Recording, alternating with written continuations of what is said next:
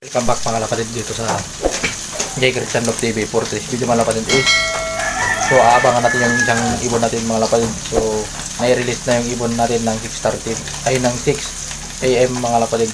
So abang-abangan natin dahil 6:37 AM na ng umaga mga kapatid.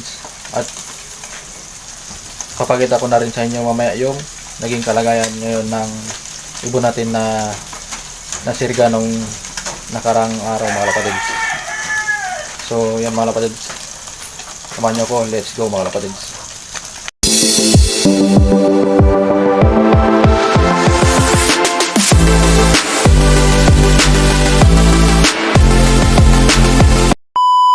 Mga kapatids, so 6:40 AM na ng umaga mga kapatids. So abang-abangan natin yung isa nating kinarga mga kapatids.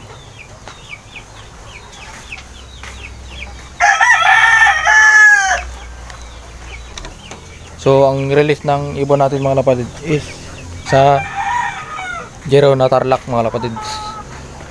So habang wala pa yung ibon natin ng 6:40, so papakita ko muna sa inyo yung kalagayan ng ibon natin na nasirga.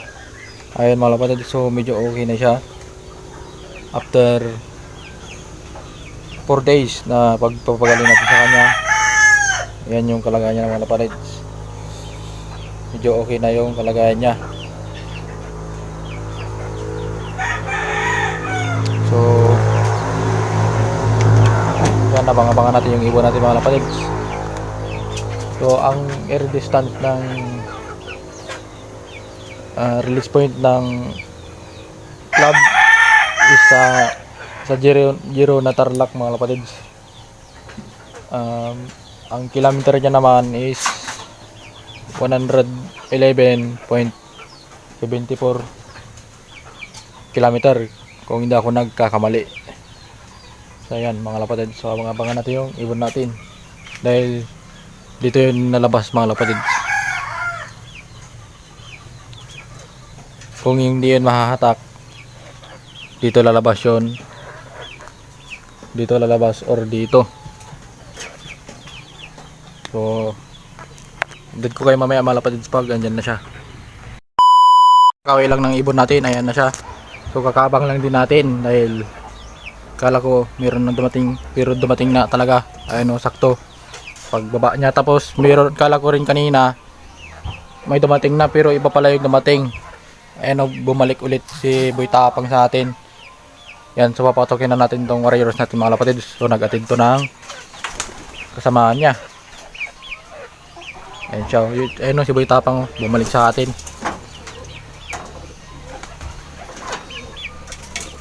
Ayun yung ano natin, yung ibon na sinasali natin sa training mga kapatids. Ayan, papasok na yan, papasok. Hindi yan nagtatagal yan sa labas, papasok yan kusa. So papasokin na natin dahil nandiyan si Boy Tapang. Ayun, papasok na. Papasok na. Ayan si Boy Tapang oh, bumalik sa atin. Ayan. So hindi yan natatakot sa camera dahil sanay na yan dito mga kapatid. Ayan yung pawi natin, yung bumalik sa atin na ibon. Kaya siya yung sinasali ko dahil alam ko yung lahi nito. So sinubukan ko na lang sinubukan ko ulit yung lahi ng ibon natin mga kapatid dahil ang lahi nito is Taiwan bird mga kapatid. So karamihan naman ng ibon natin dito mga kapatid is Taiwan bird. Lain ng mga Taiwan bird. Ayan siya mga kapatid. So yung ibon natin, kakaway lang. Ayan, saktong sakto. So dito nga, dito siya dumaan mga kapatid sa likod. Yung sinasabi ko, tinuturo ko kanina, dito siya dumaan. So nagatid pa siya sa bayan, sa Bulinaw. Ayan si Boy Tapang.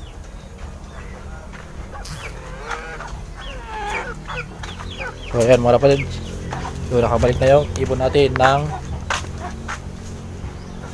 8:04 AM mga kapatid. Yan, laban pa yung mga warriors natin dito. Sige, laban. Matik yan.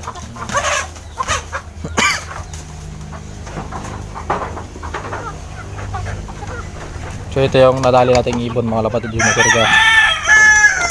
Yan. So ililipatan natin yung mamaya yan sa loft dahil medyo okay na siya. At magaan na rin yung kanyang sugat. So update ko na lang din sa inyo yung anak ni Pula natin at yung anak ng Windy. Yan, malaki na. So pwede nang ilipat. Pero dyan muna siya dahil wala pa namang itlog yung magulang niya. Ayan. So meron tayong mga bagong breeder dito, 3. So yung Taiwan natin nandito, yung MMFC ay RMC, tapos yung matnog natin mga kapatids na pa-GB sa atin. So mga kapatids, so dito ko na muna siguro tatapusin yung video natin. So like and share and subscribe. Ingat mga kapatids.